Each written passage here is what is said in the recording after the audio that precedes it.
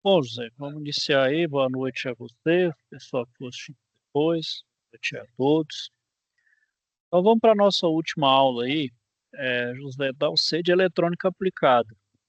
Essa aula aqui, José, eu vou só explicar, é uma aula extra mesmo, como seria ali explicando algumas coisas a mais da parte da eletrônica, né? Alguns componentes da eletrônica, que eu vou falar de todos, porque senão eu ia aprofundar demais. Eu vou aproveitar essa última aula falar de dois componentes aí, que é o potenciômetro e o capacitor.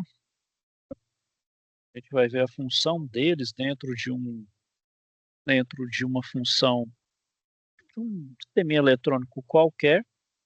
As aplicações diretas aí, fazer uns exercícios com conta, ver como é que funciona aí.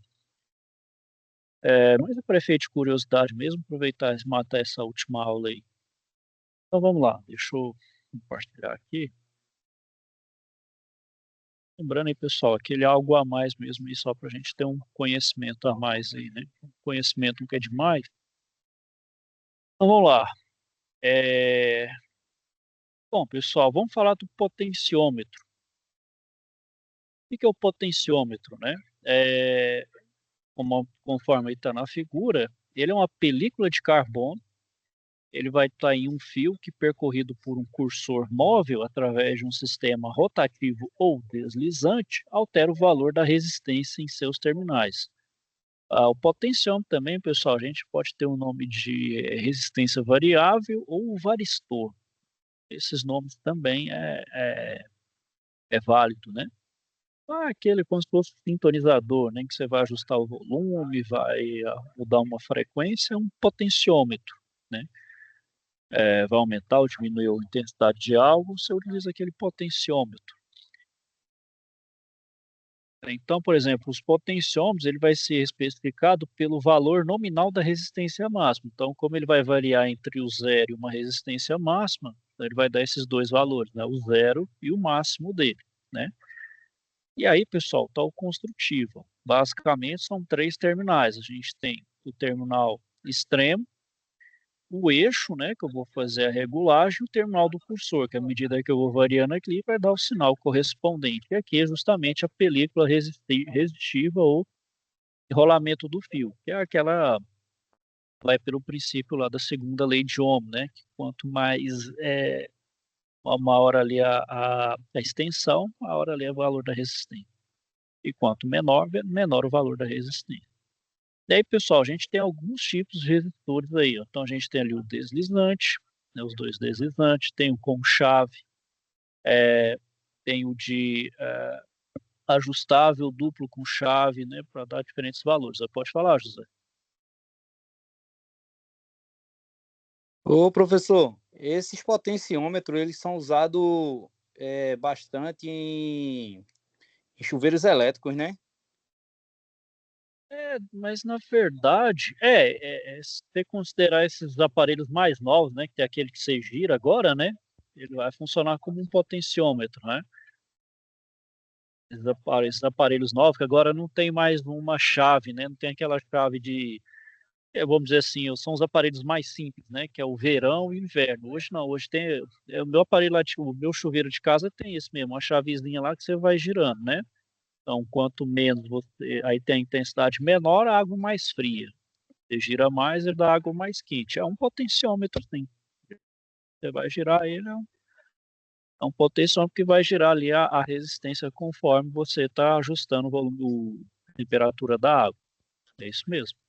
É um exemplo Beleza, aí. beleza, professor. É porque eu já vi já ele em alguns chuveiros da Fame e justamente agora os que estão saindo no mercado, a maioria tá tudo saindo com potenciômetro, não tá mais saindo com aquelas funções, né? Só se for Verão, aqueles, inverno. só se for aqueles bem simplesinho, né? Porque a pessoa gosta daqueles mais simples, né? Usa aquele, né? Que é que você tem que trocar ali. Não diz, esse, vamos dizer assim, você tem uma faixa maior de temperatura, né? Então você, como disse, você consegue regular melhor a temperatura que você quer a água, né? Aquele outro você tem que regular um pouco mais a intensidade, né? E se você quiser água mais quente, você tem que aí, por exemplo, nesse frio que a gente está, você tem que quase desligar o chuveiro para a água vir na conta-gota e vir mais quente, né? Aí você tem que regular pela vazão de água. E aí, por exemplo, tem um exemplo de regulagem, né? Então aí, nesse circuito aí, o R1, ele é uma resistência ômica de valor nominal de 1 kΩ, né? Tá aqui, né? 1 kΩ. O potenciômetro é utilizado para calibrar o circuito de tal forma que circule pela R1 uma corrente de 10 mA. Qual será o valor da resistência que deve ter P1 no ajuste para tal ocorrência, né? Então vamos fazer aqui as contas. Então aqui, pessoal, eu tenho um potenciômetro P1 e 4 resistências, né? 1, 2, 3, 4. Então esse aqui em paralelo com o de 470 e série com 3, um de 470, 820 mil quilômetros. Vamos fazer a resistência equivalente dele aqui, ó.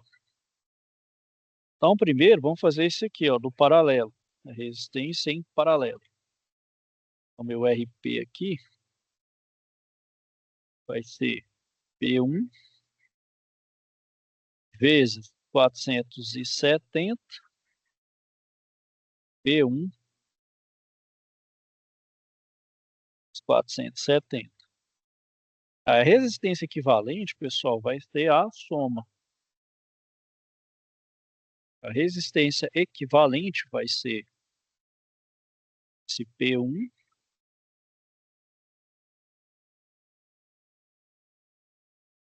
P1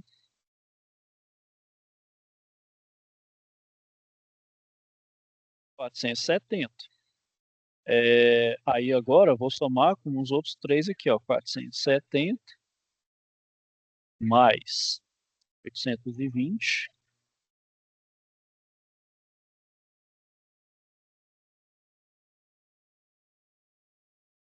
mais 1000. Então aqui vai ser resistência total equivalente, vai ser P1 vezes 470, P1 mais 470, somando agora eu vou ter 2.290.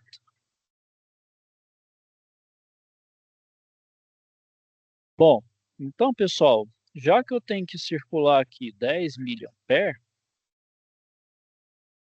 já que eu tenho que deixar essa corrente baixa aqui, eu vou aplicar a primeira lei de Ohm. Então, a primeira lei de Ohm, o que que é? U é igual a R vezes I. E a minha tensão ela é de 25 volts. Eu tenho essa resistência aqui, né? Seria 470 P1, P1 mais 470, mais 200, 2.290. Tudo isso aqui, pessoal, é multiplicado pela corrente. A corrente é 10 miliamperes, então é 10 vezes 10 a menos 3. Vou passar esse 10 vezes 10 a menos 3 dividido 25. Deixa eu só passar aqui para vai ficar espremidinho as contas aqui, mas vai dar certo. 25 por 10 vezes 10 a menos 3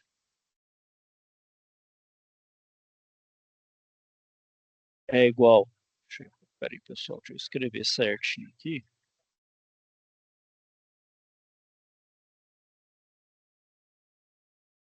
Então, 25,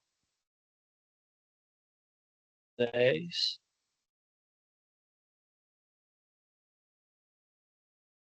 vai ser igual a 470 P1, P1.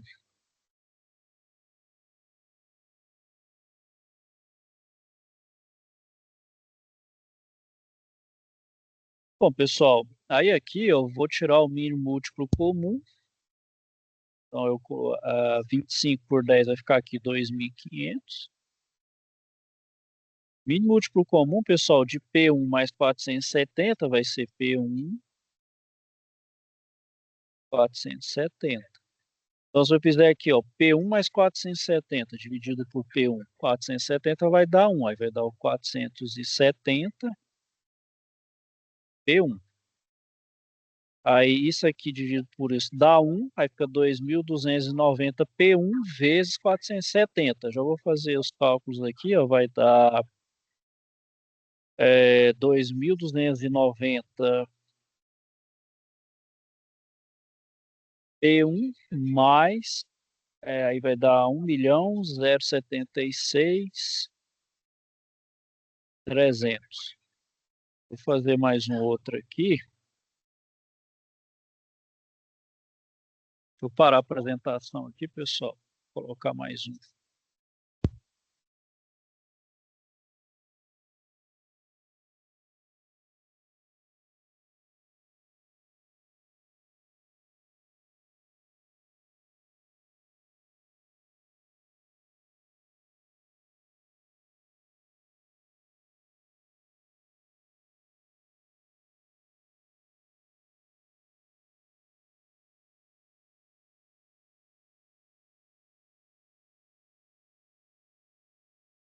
Bom, continuando aqui, pessoal.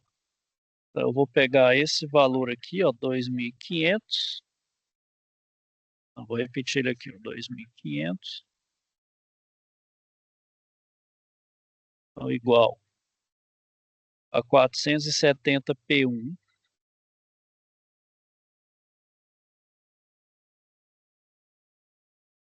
dividido por P1 mais 470. Isso aqui, pessoal, está no mesmo, né? Mais.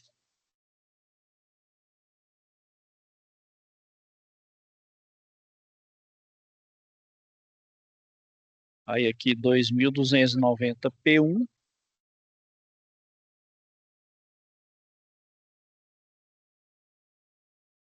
mais 1.076.300.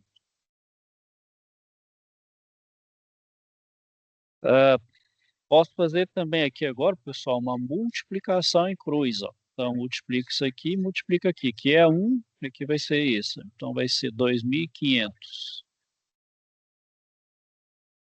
P1 mais 2.500 vezes 470. Já vou fazer aqui, dá 1.175.000. Então, 1 milhão.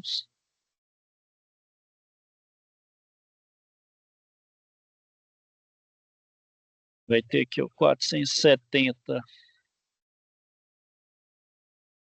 P1 mais 2.290 P1 mais 1.076.300. Fazendo aqui então as contas, pessoal, vai dar 2.290 com 470. Vou repetir aqui, ó, 2.500 P1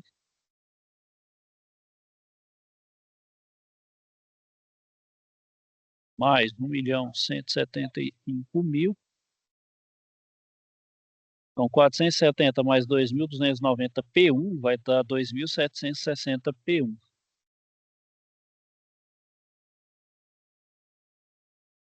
Mais 1.076.300. Então, vou passar aqui esse somando, vai ser subtraindo, então vai ser 2.500 P1 menos 2.760 P1. Aí esse 1.175.000 positivo, ele passa aqui negativo, 1.175.000 mais 1.076.300. Então, fazendo 2.500 menos 2.760 vai ficar menos 260 P1. Fazendo essa outra subtração aqui, 1.175 menos 1.076.300 vai dar menos 98.700. Eu vou multiplicar por menos 1, aí fica 260 P1 vezes 98.700. Passo 260 dividindo, aí o P1 vai ficar 98.700 dividido por 260. Então, dividindo aqui um pelo outro, eu posso cortar esse zero, vai dar a, a resistência no P1, 379,61 ohms. Bom, se eu tivesse que, então, comercialmente comprar um potenciômetro, teria que usar um de 470 ohms, né, de resistência final. Porque o mais próximo que eu vou ter é 370, então não vai atingir os 379 que eu quero, eu pego um acima, seria o de 470. Então é assim, pessoal, por exemplo, que a gente faz os cálculos na eletrônica para dimensionar alguma coisa. Eu estou fazendo um circuitinho básico lá, fazendo um radinho amador qualquer ali, eu vou a partir desses cálculos para achar ali os componentes que eu preciso. Porque os componentes de eletrônica, pessoal, dependendo da potência, ele vai aumentar muito o preço. Então, você faz uns cálculos mais ou menos para tentar, vamos dizer, baratear os seus custos aí, né? Então, teriam contas aí que você precisa fazer, né? Eu estou aqui falando de eletrônica, pessoal, não diretamente na refrigeração, mas é mais geralzão. Mas esse geralzão aí, pessoal, é a base para qualquer eletrônico. Se você pegar um VRF e pegar as funções dele, vai pegar as funções ali. Por que que esse capacitor é de tantos, né? Tantos farads? A gente vai ver isso aí, né?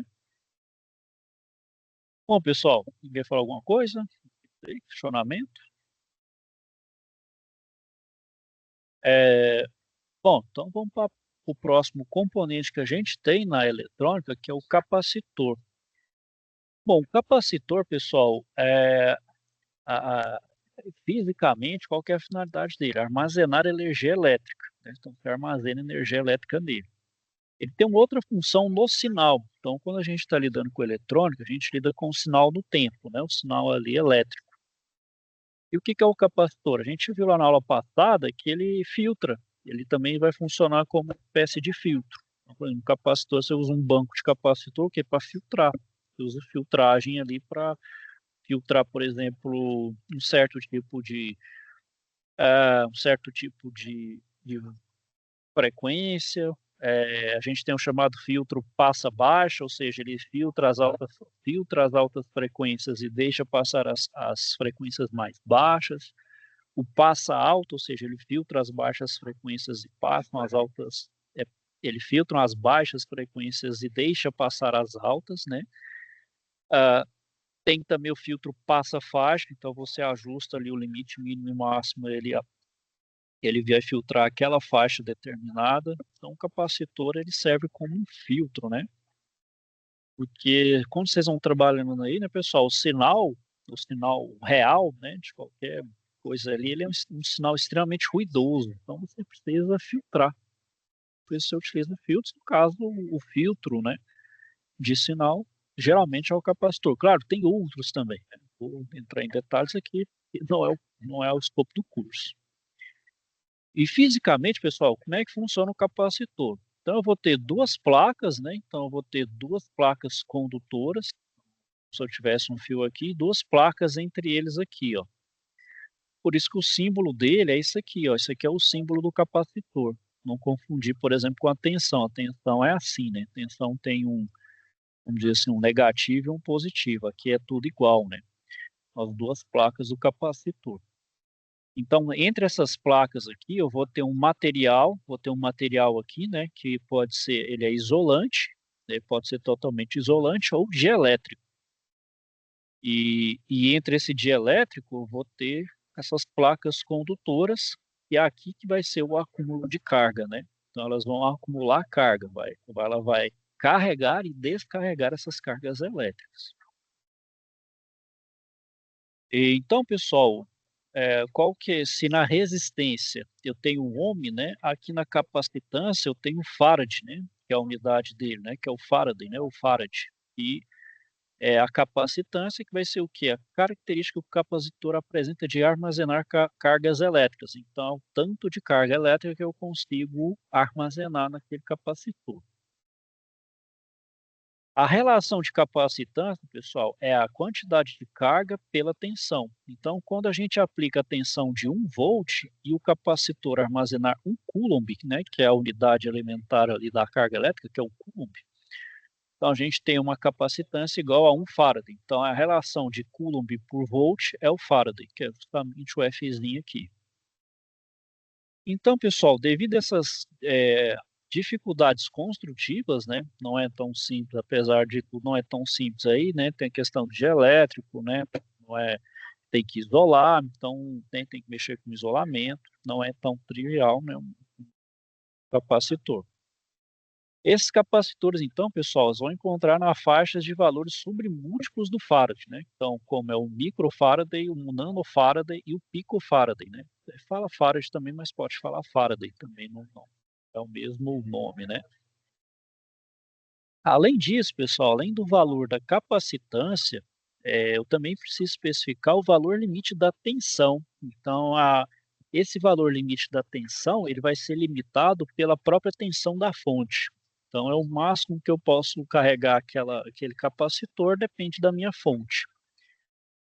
Então, não é apenas em si então, a voltagem é limitada a voltagem da fonte. Nunca se pode também extrapolar, né? Se extrapolar, você também está estragando o seu circuito. Então, o que quer dizer essa tensão? Esse valor, então, a gente chama de tensão de isolação. Então, ele vai variar conforme o meu capacitor. Se o meu capacitor tem uma grande capacidade, tem uma tensão de isolação maior. Se ele tem uma capacidade menor, eu tenho uma menor tensão de isolação, né? Vou falar agora, pessoal, um pouco dos tipos de capacitores. O primeiro que a gente tem aí são chamados capacitores plásticos. Por que que são plásticos, pessoal? Ele é formado por... eles são duas folhas de alumínio, né, onde eu vou ter ali as cargas, e o dielétrico entre as duas placas é um material plástico. Então, sendo os terminais ligados às folhas de alumínio, então aqui a gente tem aqui os terminais, o conjunto é bobinado e encapsulado. Então é um bem pequenininho, tá vendo? É um capacitor bem pequeno mesmo. Então ele é muito pequeno, é utilizado ali para situações bem, onde estão um pouco a capacidade desse tipo de capacitor, ela é bem pequena. Então são aplicações bem específicas, né? Já esse outro capacitor, pessoal, são os capacitores eletrolíticos de alumínio. Então, é uma folha de alumínio anodizada como armadura positiva, onde por um processo eletrolítico vai formar uma camada de óxido de alumínio. Então esse óxido de alumínio vai servir como dielétrico e um fluido condutor. Aí o eletrólito, que é impregnado em um papel poroso, é colocado em contato com outra folha de alumínio, de maneira a formar a armadura negativa. Então, o conjunto é bobinado, sendo a folha de alumínio anodizada ligada ao terminal positivo e a outra ligada a uma caneca tubular, encapsulamento do conjunto e ao terminal negativo.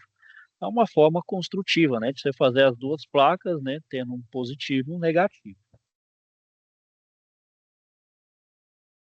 Então, pessoal, esses capacitores eletrolíticos, por apresentar o dielétrico como uma fina camada de óxido de alumínio em uma das armaduras no fluido, então, a gente tem uma série de altos valores de capacitância, mas com valores limitados de tensão de isolação e terminais polarizados, que geralmente não tem uma polarização, ou seja, não tem um terminal positivo e negativo. Geralmente esses capacitores vão ter, de certa forma, ele funciona como uma espécie de fonte, né? Porque tem variação de tensão. O outro capacitor que a gente tem, pessoal, é o cerâmico. Então, eles vão ter como dielétrico um material cerâmico, que é revestido por uma camada de tinta que contém elemento condutor que forma as armaduras. E esse conjunto vai receber justamente um revestimento isolante, né? Já que eu preciso isolar essas cargas, né? Se eu não tiver devidamente o isolamento, o que acontece? As cargas vão jogadas para fora, né? Então, o conjunto recebe um revestimento isolante. Eles vão ser capacitores de baixos valores de capacitância e a gente vai ter altas tensões de isolação, né? E além disso, pessoal, a gente vai ter também os capacitores variáveis. Então, vai ser um conjunto de placas fixas intercaladas com um de placas móveis que pode girar em torno de um eixo comum, muito parecido com com o potenciômetro. Então, assim, a área efetiva do capacitor varia e, por consequência, sua capacitância também varia. Então, por exemplo, ele foi muito utilizado na sintonia dos receptores de rádio com válvula. Então, são aqueles receptores na época dos nossos avós, bisavós, aí, né, que tinham os rádios a válvula, tinha que esquentar, utilizava esse tipo de capacitor, que é para sintonizar os receptores. Claro, né, com o advento dos transistores, né, então começou a diminuir ali, né, os equipamentos eletrônicos, né, miniaturizar ali os componentes. Então, né, surgiu a necessidade de reduzir o tamanho, né, que foi obtido pelo uso de filme plástico como dielétrico e não ar. Olha o tamanho da criança aí, era apesar de um tamanho até considerável. Claro, né, lembra que o rádio a válvula era um trambolho, né, uma coisa enorme. Então, na atualidade, pessoal, como é que é feita essa sintonia hoje? Então, são diodos de capacitância variável, chama de varicap. E capacitores variáveis desse tipo só devem ser encontrados em alguns equipamentos de radiofrequência de aplicação industrial. Então, a gente vai ver assim, nichado mais na indústria mesmo, e também uma aplicação muito específica de radiofrequência, a gente utiliza a radiofrequência para alguma utilidade, para alguma coisa ali específica, um processo, né? Então, assim, apesar de existir, não tem ainda uma ampla utilização, fica um pouco mais restrito, um pouco mais nichada, né? Apesar de utilizar um equipamento menor, né, que é diodo, mas mesmo assim não é para todos os lugares, né? Então, por exemplo, uma construção similar, mas com apenas duas placas, ela pode ser usada em pequenos capacitores ajustáveis. Então, como exemplo, trimmer, né, que é para ajuste de tempo, pedder.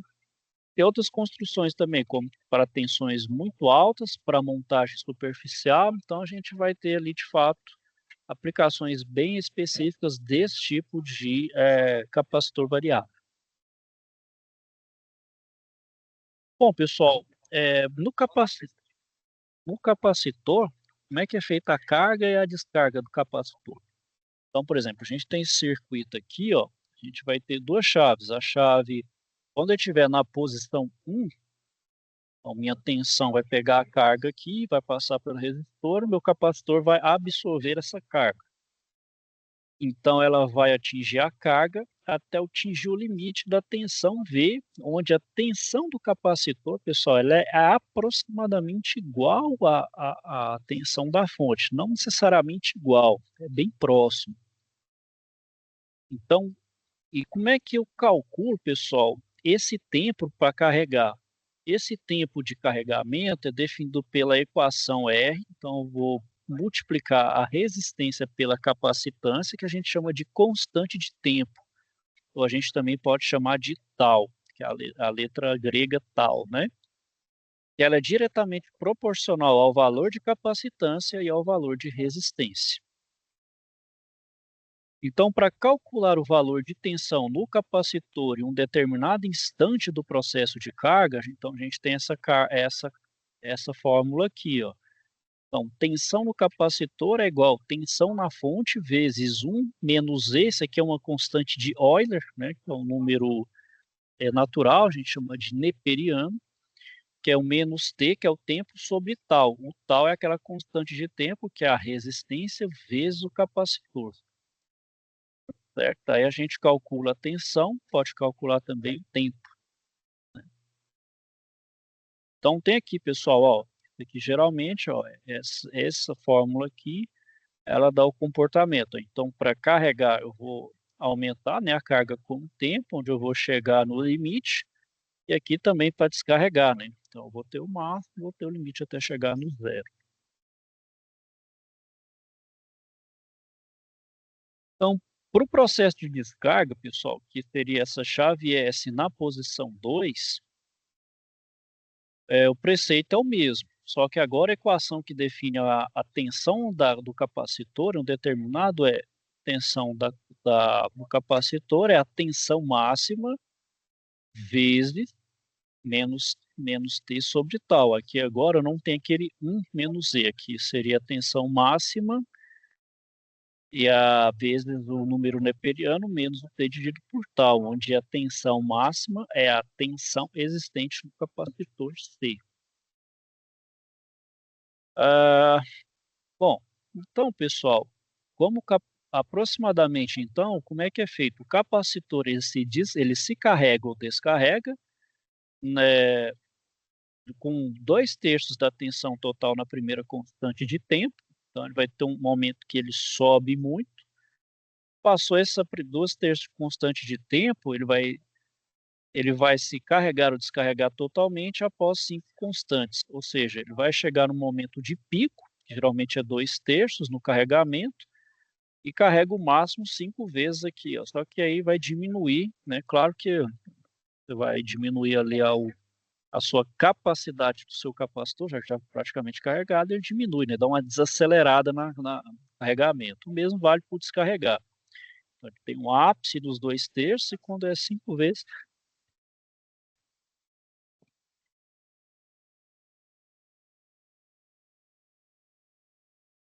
eu tenho aqui, né? Vamos fazer o exercício aqui, pessoal. Conforme o circuito abaixo, calcular o tempo para que o capacitor C1, que é esse daqui, atinja a tensão de 15 volts após o fechamento de S1. O ponto que o estado inicial de C1 está totalmente descarregado, ou seja, não tem carga inicial. Então, vou usar aquela forma, né? Então, a tensão no capacitor é a tensão vezes 1 menos E, como eu estou lidando com carregamento, né? Olha lá, calcule o tempo, atinge a tensão de 15 volts. Então, eu vou carregar. Então, menos T sobre tal. Bom, primeiro, pessoal, a gente tem que calcular o tal aqui, ó. O que que é o tal? O tal é justamente o R vezes T. A minha resistência ela é de 15 vezes 10 ao cubo. E isso aqui, pessoal, é um microfarad. E micro é 10 a menos 3. Então, seria 1000 vezes 10 a menos 6. Então, seria 15 vezes 10 ao cubo. Pessoal, 1000 aqui, ó, seria o 10 elevado ao cubo, vezes 10 a menos 6. Aqui, pessoal, é o seguinte, quando eu tenho a mesma base, eu conservo a base e aqui eu somo os expoentes. Aqui é 3 mais 3 vai ser 6. 6 menos 3 vai dar 0. Então, tudo isso aqui vai dar 0. Alguma coisa elevada a 0 é 1, então aqui vai ser 15. Meu tal aqui vai ser 15. Agora eu jogo ali na fórmula. Então, a tensão no capacitor não é 15 volts, é 15 volts.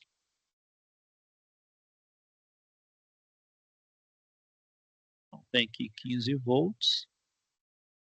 A tensão é 20. Então, eu tenho 1 menos V elevado ao tempo que eu quero calcular, dividido por tal, que é 15. Aqui, pessoal, eu vou passar o 20 dividindo 15. 15 dividido por 20 é igual a 1 menos Z elevado a menos T por 15. Aqui, pessoal, eu utilizo o logaritmo natural. Então, aqui fica ln de 15 sobre 20 igual a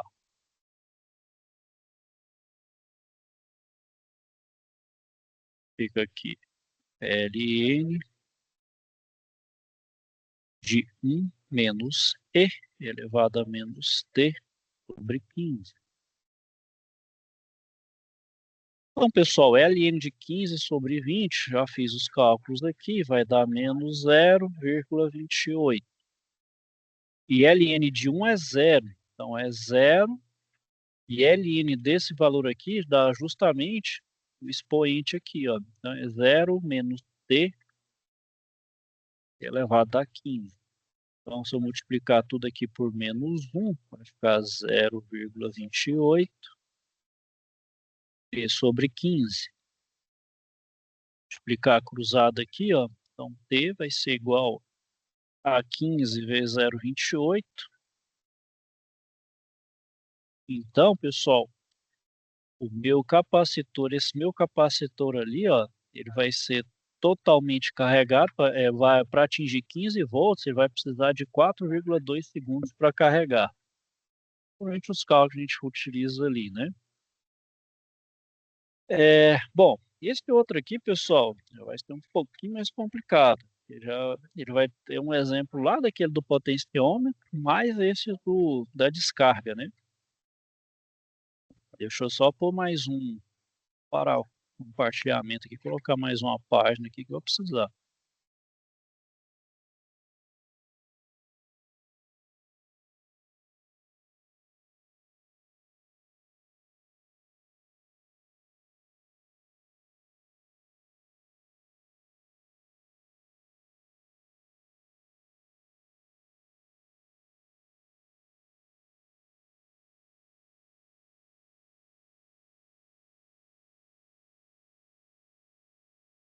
E beleza. Tá, voltar aqui de novo. E fechei. Aqui, pessoal.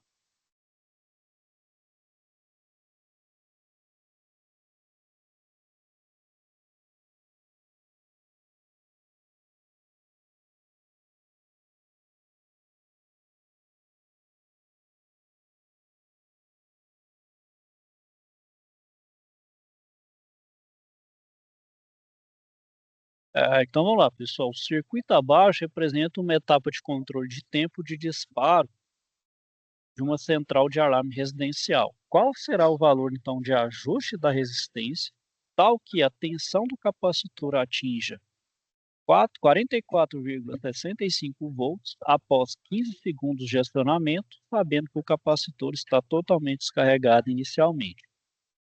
A primeira coisa que a gente precisa achar aqui, né, pessoal, é a resistência equivalente. Agora eu já não tenho mais uma, eu tenho três, né? Tem um potenciômetro e mais dois. Então eu vou ter aqui vou ter uma resistência paralela, vou chamar aqui de RP, e depois eu vou ter uma equivalente, que é a soma dessas todas aqui, que eu vou chamar de RP. Então, o que seria o RP? Da paralela seria P1 vezes 15 vezes 10 ao cubo, que é 15.000, né? Tem que estar P1 mais 15 vezes 10 ao cubo. Agora, a resistência total seria todo esse aqui, né, que é o RP,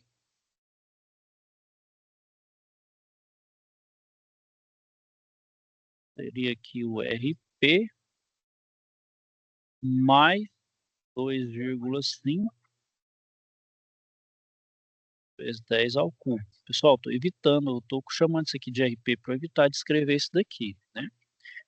Bom, agora, pessoal, a gente tem que achar o tal. O que é o tal ali? O tal não é justamente o R vezes C, no caso aqui é o RT vezes C, né? Que é a resistência total vezes C.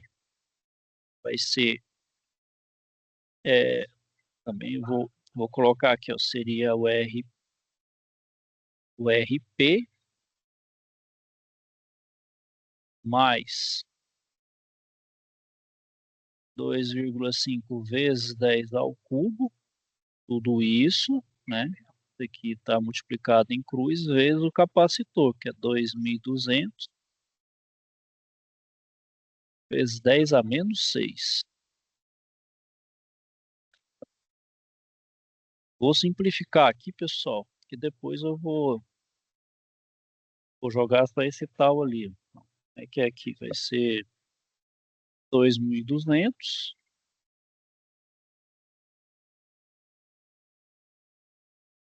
vezes 10 a menos 6 RP, mais, vou fazer os cálculos aqui rapidinho, 2.200 vezes 2,5 ponto 3 vai dar 5,5. Dá 5,5. Beleza, pessoal, não vou colocar isso aqui na conta, que agora vou aplicar aqui, ó. Vai ser VC, né? VC não é justamente a tensão da fonte, menos um neperiano, menos T sobre tal. Bom, A tensão que eu quero é 44,65. A tensão é 60, que é 1 menos V. Bom, o tempo ali, pessoal, é 15, né? É menos 15 dividido por aquele tal. Lembra lá do tal? Tem que fazer lá também. Então, vou passar o 60 dividindo. Então, vou passar para cá, ó, fica 44,65 dividido por 60. Aí vai dar menos E menos 15 sobre tal. Vou aplicar, pessoal, ln dos dois lados, então fica ln de 44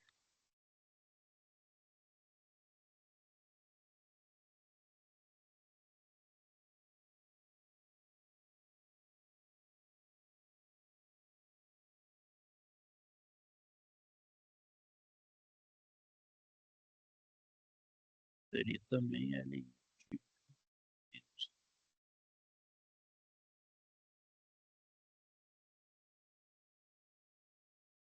Bom, então, fazer os cálculos aqui, logaritmo natural aí de 44,65 dividido por 60 dá menos 0, ln de 1 é 0, menos, não é ln disso daqui, a ln de E vai ser menos 15 sobre tal. Igual eu tinha feito ali no outro, né? Menos, agora é menos 15 sobre tal. Vou multiplicar aqui então por menos 1, passando para cá, vai ser então 15 sobre tal é igual a 0,295. Então, vou multiplicar cruzado, então vai ser 0,295 tal igual a 15. Então, tal aqui vai ser 15, faço 295 dividindo.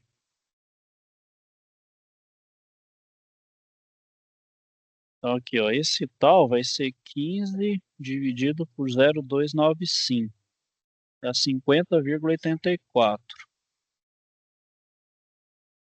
Bom, dessa constante aqui, pessoal, eu resgato esse daqui, ó. Não é 2.000, RP mais 5,5, ó. Então, ó, tal não é 2.200.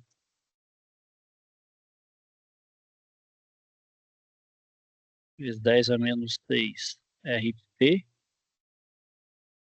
mais 5,5, mais 5,5. Não é 50,84? Então é só substituir, ó, 50,84.